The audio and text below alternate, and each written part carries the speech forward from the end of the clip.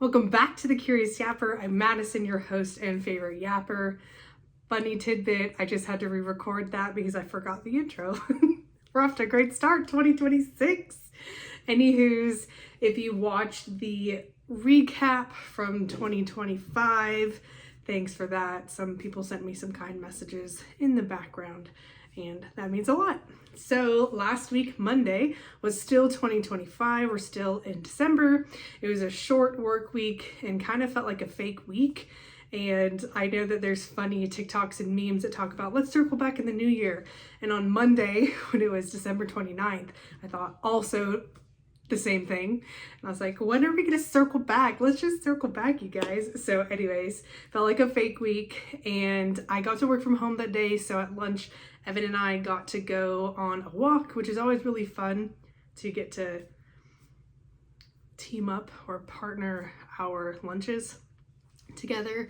And then after work, you guys, this is totally a luxury that for me has now become a staple: electric toothbrush. Last Sunday, so a week ago, I went to brush my teeth for bed and my toothbrush would not turn on. I've had it since 2020, so that's 5 years. I got it for Christmas in 2020, and I have become used to the electric toothbrush life. And so last Sunday night, I had to use the toothbrush just as a regular manual toothbrush.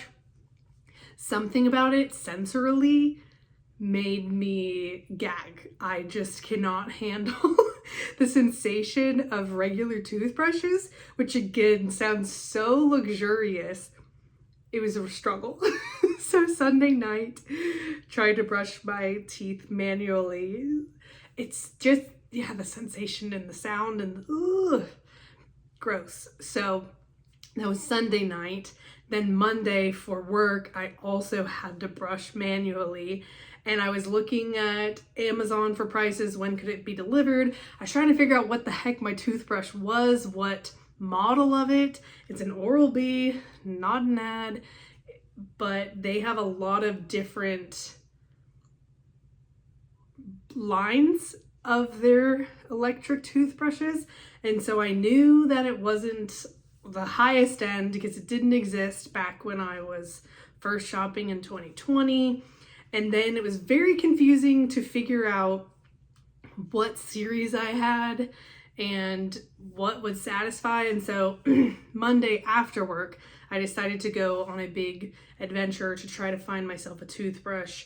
And again, I had looked it up on their actual website, Amazon, looked up Walmart pickup, Target, Walgreens, and so I was just looking at all these things. I went to multiple different stores in person, couldn't find what I thought was my actual toothbrush, and then I had seen that I could have done a Walmart delivery for maybe last Friday, so gone many days. However, I thought it was going to be the toothbrush I needed and wanted. So I went to Walmart just to see if they had any on their shelves before I pressed order.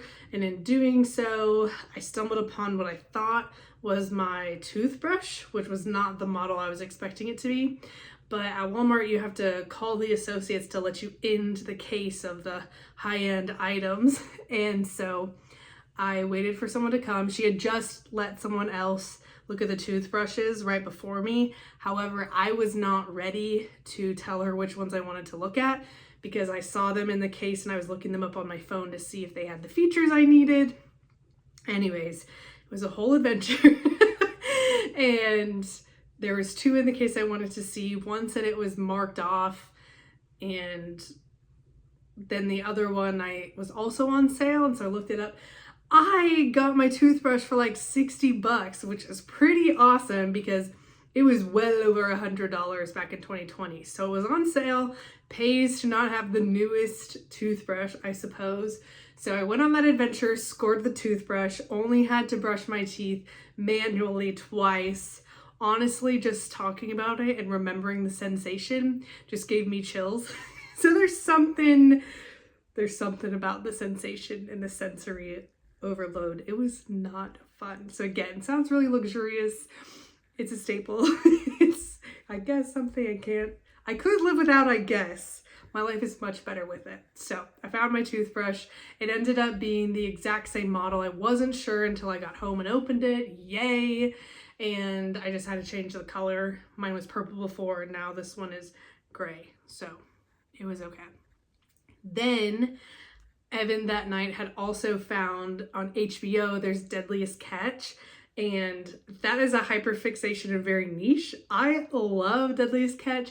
Growing up, I would watch it on cable, and then occasionally we would get access to Discovery Channel and streaming, and I would watch Deadliest Catch, and I would catch up on all the seasons and such. So we went back, I think, 2 or 3 seasons. So we have 2 or 3 seasons to catch up on. They're back in 2022 right now. So I feel like I have grown up with those people. I know them by name.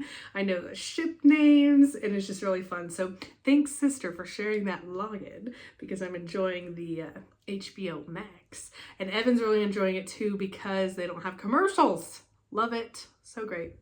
Then Tuesday, we had Chipotle for lunch. And if you know, you know, Chipotle messes with my stomach. So we were sitting on the couch eventually in the evening. I was like, ooh, something doesn't feel right. And I said, oh yes, that is the Chipotle stomach. So I haven't had Chipotle for months. I think I've had it once while we've lived here, but months. So Chipotle hit and did the Chipotle. Then on our evening, Evan and I went on a walk because the mountain had such a beautiful sunset and the light. And I was just amazed because we can see it from our carport area. And I just, every time we go outside, I always check to see, is the mountain out? The mountain was out. And Evan decided that we should go into the field right behind us because we would have an unobstructed view of the sunset. So we did. We started walking through this field, and then we saw a dog and a lady, and we thought it was my elevator friend from work. It wasn't her. We got closer. It turned out to be the neighbor that we know, and so we got to say hi to her. I said, I thought you had moved because I haven't seen you in so long. Turns out she's been really busy, a lot of chaos in her life. And we got to see her dog and get some dog cuddles and pets. And then she joined us just for a bit on our walk before she needed to turn around and go do stuff for her. But that was really fun to get to run into her and get some dog cuddles. And we also continued walking that evening, so it was nice to be outside. Wednesday was NYE, New Year's Eve, and we got off early from work, which is lovely. And I went on a walk in the sun. The sun was shining. After that, I knew I was going over to a friend's for the evening. I got back and I was on the couch and I started dozing on accident. And then I thought to myself, let's just try. So I set an alarm so that I could doze, but then I couldn't doze. So it was a whole thing. Tried to doze, kind of didn't. And then I made wreath cookies for my friend's house because she really enjoyed them from game night. And I went over, she had made some soup. Her son was there. She has 2 sons. 2 sons were there. Other game friend was there with her son. And then there was another couple that was also there. So they kind of adopted me for New Year's Eve. They apparently do that every year. Similar people and guests are there. And I was really proud of myself because last Sunday when we had our game group, I just was having conversation, asked people what they were doing for New Year's Eve. And some people were like, oh, I'm not sure yet, might go out with some friends. And then this lady said, well, we're doing this. Feel free to come by. You guys are always welcome for holidays. And I said, let me do that. I knew that Evan had to work that night. So I thought, why not actually surround myself with people and be a little social? So I was really proud of myself for asking and then accepting the invitation instead of telling myself that I was only kind of invited. So I accepted the invitation and it was fun. When I got there, we ate dinner, ate some snacks, and then we started playing Jackbox games. And I hadn't played those since really the pandemic. So 2020, 2021, it was a hit when I was teaching and we played a lot of Quiplash when I was teaching, because only a certain amount of players get to play and give different prompts, but there can be audience and they actually vote and impact the score. So we did a lot of that in class. We had an advisory class, so we got to play that game a lot. So it was kind of a flashback and fun to get to play some of the games that I used to play years ago. And I purchased some Jackbox games myself, because then it was fun to play with my friends virtually. So anyways, it was a blast from the past for sure. And then it was about 10 o'clock, so I started sending my Central Texas people their Happy New Year's, and I did not make it to West Coast New Year's. I think I was about 11 something, and then I was going to bed, and then we did hear some fireworks, so I know that I woke up in the new year, but that was it. The next day was New Year's Day. I think that's what it's called. I was off from work. That was lovely. Got to sleep. And nothing magical about the new year turning over. And I slept a lot until like 10 a.m. I just kept turning over and just sleeping. And so yeah, I started off the year in bed. I didn't go outside that day at all. I just tried to read my book, and then I kept dozing. It was very strange. So I don't know what was up with my sleep that day. And then I also recorded the recap of 2025 for the Yapper, and I cried. And after the fact, I told Evan, I had come out from the room, I said, I cried. And he said, I could have told you that. And I said, I cried quite a bit. And he's like, I'm not surprised. So funny that he knows me better than myself sometimes, but he was expecting the tears. I was not. And in fact, when he watched it later on, I was listening to myself talk about the same things and still getting emotional. So who knows? We're feeling the feels. That's okay. Also, I know I mentioned on here that I was excited about goals for 2026. I've seen on social media people say that you don't have to be a new person in the new year. And I echo that and completely agree that it's okay to be the same person. I am reframing my 2026 to be goals, because it's going to be things that make me excited and live a joy-filled life. So I am not changing who I am. I am going to do things and check some things off to create the life that I am wanting and hoping for. So you don't have to change yourself. I definitely agree with that. Also, everybody should be in therapy. I'm gonna say that one again. Go to therapy. If you think I'm not talking about you, I'm talking about you. Go to therapy. Then the next day was Friday. Evan had to work, and I got up and I told Evan that I didn't want to keep sleeping past 7 because it would make it really challenging to go back to work. And he said, you should be sleeping as long as your body says. He woke me up like I asked, and then I kept dozing all day. So I don't know. I don't get it. Then that night we went on a late walk, and it was dark outside, but we still got to go through the different neighborhoods. And I realized I hadn't seen one of the nice neighborhoods in the evening because I hadn't seen all of the nighttime lights. So that was cool to see those different houses. Also after that, we randomly decided let's go to Trader Joe's, got some snacks, the essentials. Then that night also had chicken tortilla soup. That's been a staple, easy in the crock pot. Makes 2 meals for us. Well, 4 meals, but 2 days for us, which is delicious. I finished a book I had on Libby, was The Woman in Suite 11 by Ruth Ware. It's a second book in this series, and I read the second book first, and I think it'll still be okay. It wasn't that twisted. I wanted it to be more twisty and surprise me. So, I don't know. I don't know that I would 100% recommend. Maybe the first one's gonna surprise me more. Not sure. Then yesterday I finished a different book. It was called Every Summer After. That was by Carly Fortune, and that was really good. Just feel good romance. I enjoyed that one for sure. It was heartfelt. There was a storyline of a mom passing, and they were childhood friends, and it talked through the childhood. It went back and forth. Childhood, then to present, childhood, present, but it was all around this mother's passing. And so it was just really special, and I enjoyed that book for sure.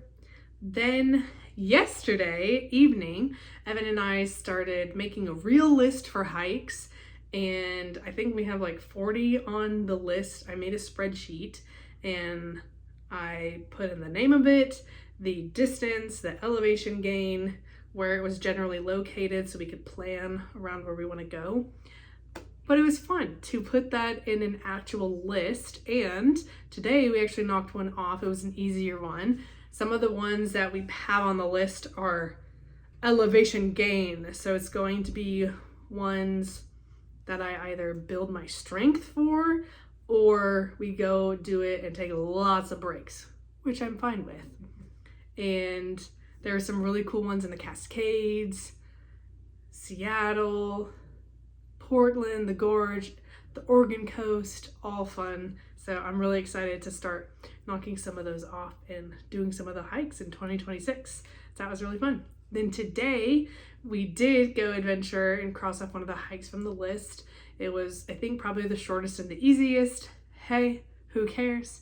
And then when we got back, I started reading more. I started this book, which was one of the ones Evan got me for Christmas, The Paradise Problem. Really good. I was not expecting that. Honestly, the cover, I would have never picked it up. I don't like the cover. However, I really like the story.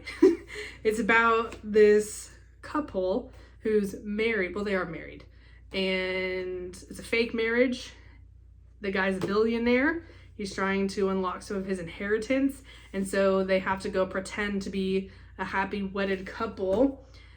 And this average girl is talking about all the stuff she's having to do to go to billionaires' parties and things, which is really funny. So I'm enjoying it. And again, would have never picked it up based on the cover. The only reason I picked it up is I think someone at work recommended it, or I saw it on TikTok. So, and people were recommending it. So I picked it up. I like it. Then started reading that after we decided that it would be time to put away Christmas. So I started doing all of the ornaments and the decor. I left the tree for Evan to put in the box. I didn't want to mess with that, but I knocked it out in about an hour-ish, which was much shorter than I thought it was going to be. It's always a mind puzzle putting things back in the boxes. And then Evan got back, he went on another walk. He got back, put the tree in its box, and then I was able to shove it under the bed, which is awesome. I love things out of the way.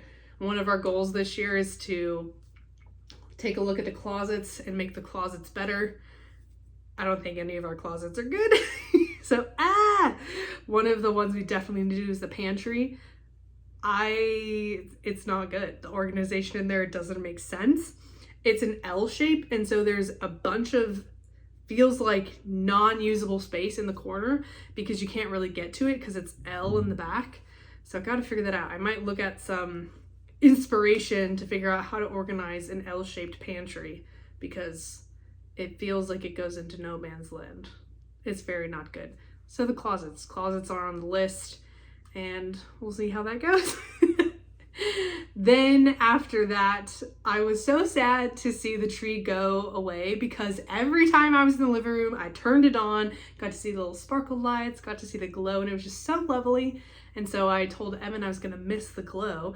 And then I remembered I had a candle warmer, so I put that in the corner where the tree kind of used to be on our entertainment dresser stand, whatever you want to call it.